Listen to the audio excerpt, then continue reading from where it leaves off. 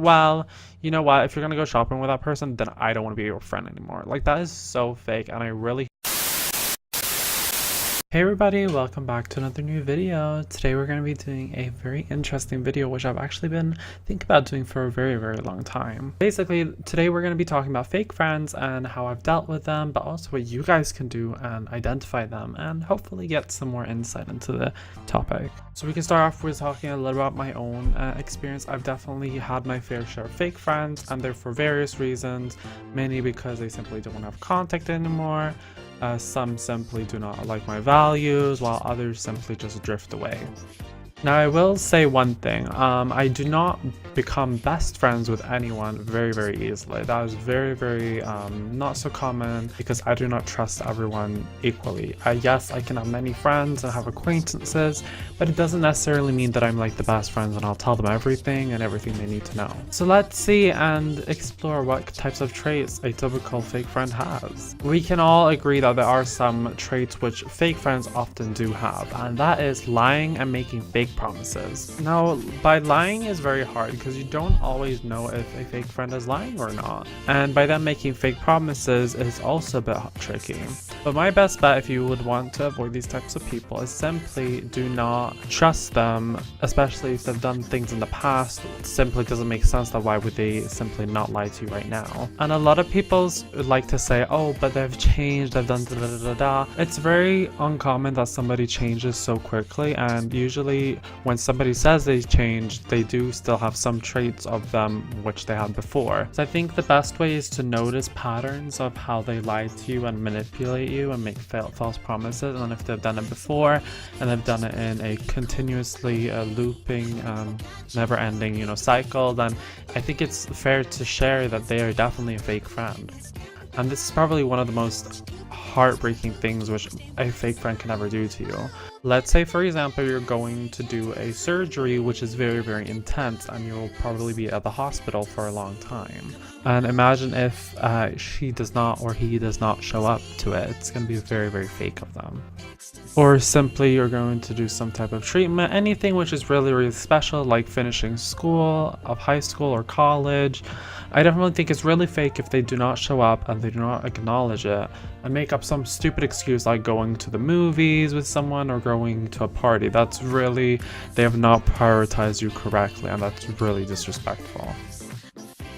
And this doesn't just have to do with a friend, this is just human decency, to be honest. I'm gonna be completely straight up. I've had one which I can think about where this one person has done this to me, and I will never forget that, and I'll never forgive them for what they did to me, because that's really disrespectful of them. And another point is that if they do not support your interests or the things you want to do, for example, let's say you want to do music, or you want to do YouTube, or you want to be a professional e-sporter, if they do not support you and show interest to your interests, then it's probably because they're a fake friend. Because seriously, who is going to be your friend and not support what you're doing? They're supposed to encourage you, they're supposed to make you feel superior and better about yourself. It's not fair towards you to be treated that way. And this is one other thing which maybe doesn't apply to everyone. If they start talking a lot about themselves and very little about you, it becomes more of that the other person is using you as an audience. Now, I can agree that whenever I meet new people, it's very easy for me to talk to people. However, with that being said, I do ask a lot of questions when I start talking to new people. But otherwise, it could easily be that I start talking about myself, but often it's because the other person doesn't talk about themselves or engage usually more than me. I really do enjoy when the opposite person I'm talking to really is dominant in the discussion, because then I feel like I'm not the one who is either asking too many questions or talking too much about myself. So I've had my fair share about that. And another thing is definitely if your friend keeps talking about your flaws and you're doing this bad, blah blah, and basically repeating it, it's most likely because they're a fake friend. Now, pointing something out which you've said several times is definitely something they should think about. For example, let's say that they're always late for school. I personally don't think that it's wrong to point it out because you're basically trying to improve them to become a better person. However, if you're pointing out their flaws, which have no significance to your existence, then I don't think that that is right. For example, if you keep talking about someone's crooked nose or fat belly, I don't think that that is really necessary. That's not only disrespectful, but it's definitely unnecessary to keep pointing those types of flaws. But definitely if it's things which is going to make you better as a better person, which is necessary to your life, I don't think that that is wrong, as long as you're saying it in a way which is acceptable. And this is probably one trait which I really hate. No matter who does this to me, I really hate it because I would never do this, and that is guilt tripping. I really do hate that there are some people who literally love guilt tripping, and that's like, for example, let's say I'm gonna go shopping with a friend and they're like, well, you know what, if you're gonna go shopping with that person, then I don't want to be your friend anymore. Like, that is so fake, and I really hate those types of people who guilt trip, because you're not gonna get your way for guilt tripping. Seriously, like, you're not. And this is probably one of the most heartbreaking things that's also happened to me, where you have some very, very special news to share, and that person's like, oh, okay, wow, okay. Let's say, for example, you haven't passed chemistry for a few years, and you finally do pass it, and that friend is not really caring that you've actually passed it. That's really disrespectful of them. Okay, let's go into boundaries. So boundaries is something which is definitely important in a lot of friendships. Now, when it comes to boundaries, I definitely think having boundaries is good, but it depends on the context. If you're gonna have a boundary where you're getting triggered because I'm wearing a yellow shirt because you want me to wear red, then I feel like that is definitely unnecessary. Whereas if, let's say, I'm talking about someone I've known or someone I've talked to, which you don't know about or you know nothing about, then I don't think that that is really you to tell me what I can and cannot talk about.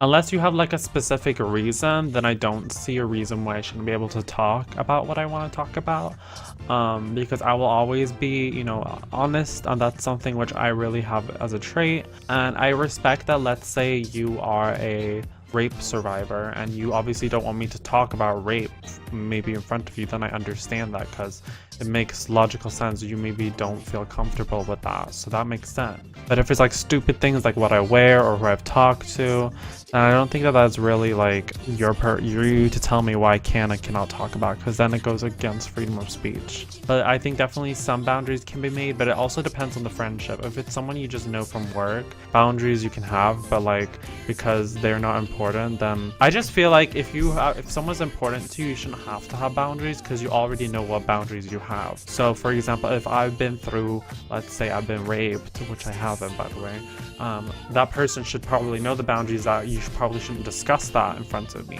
So that's like more obvious things. That's what I'm trying to get at. And another trait is where they're very jealous and very jealous over you. This can be very problematic, because if you want to meet other friends than this one fake friend, then it becomes problematic, because you want to meet someone else, but then they're like, no, you have to meet me because I'm getting jealous, which they obviously don't tell you, but still. And I feel like that's problematic, because they should understand that if you're with someone else, that they're still valuable. What matters is how they treat you. That's really what matters. And if they keep their promises, or if you start noticing that they spend more time with others, then it's most likely because either you are not as interesting anymore, or simply they want to get a break from you. But it really depends on if that person changes their schedule. If you notice that they start hanging around with someone else instead, then it's probably because they don't simply want to be with you. And then I think we already talked about this, but also if your fake friend is passive aggressive, such as saying that they will do something but then they don't actually do it, which is a bit of like lying and stuff, and we don't like liars, do we? And then another thing is that if they start gossiping about you, so what you can do is you can actually say something small to them, something like, I started dating this person. And then if you start noticing that they start, and you say it's a secret, and you see that they start spreading that around, then you can really see how liable they really are. If it becomes public knowledge. So definitely, if you want to try someone, then make sure to do that. I definitely agree. And the last thing I want to mention is if your friend only contacts you after a long time to earn something. I can already tell you that there's this one person who I know who literally only contacted me because they wanted a shirt, which I was given, but I'm not going to go into that. And that's why I think it's important to notice that the fake people do that when they only contact you because they want to earn something. Whereas, let's say, for example, they contact you to, you know, catch up and say, well, I hope everything's been okay and all, I know I haven't had time. Hopefully we can make time, and hopefully we can like be the friends we once were. You know, the things where you're like understanding and like communicative. That's probably like the best way to have a good friendship. I don't know why some people don't get that. So I think that that's gonna round up my video. Hopefully you've gotten some tips how to identify fake friends, and hopefully you're not a fake person either. So if you did enjoy this video, make sure to slap a like and subscribe, and also follow my social medias, which are down in the description below. And with that being said, my name is Bumsel, and I'll see you guys later. Peace. Bye.